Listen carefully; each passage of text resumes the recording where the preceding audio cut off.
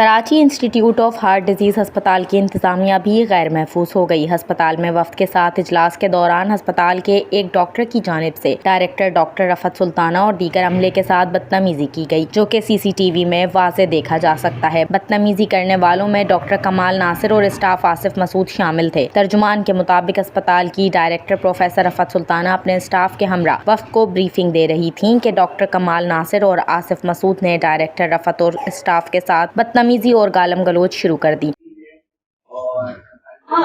अच्छा, वो क्यों है? IT डिपार्टमेंट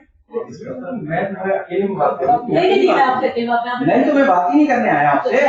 आप क्यों बैठे? ओ भाई, जो आप हैं वो मैं हूँ। आपने जो करना था ना, एक बात ध्यान रखिएगा।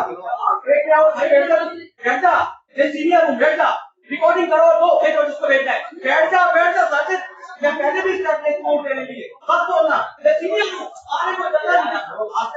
अस्पताल के तर्जुमान का कहना था कि डॉक्टर कमाल नासिर के साथ आने वाला आसिफ मसूद नशे में धुत होकर डायरेक्टर ऑफिस में भी घुस गया और वहां लेडी डॉक्टर्स के साथ बदतमीजी की, उन्हें गालियां दी और टेबलों पर लातें भी मारी। तर्जुमान का कहना था कि कई माह तक गैर हाजिर रहने वाले डॉक्टर कमाल नासिर घूस मुलाजिम हैं, जबकि वो दीगर घूस मुलाजमीन की सरपरस्ती कर रहे हैं। जब उन्हें कहा गया कि हाजिरी यकीनी बनाएं वरना रिपोर्ट किया जाएगा तो ये तेश में आ गए।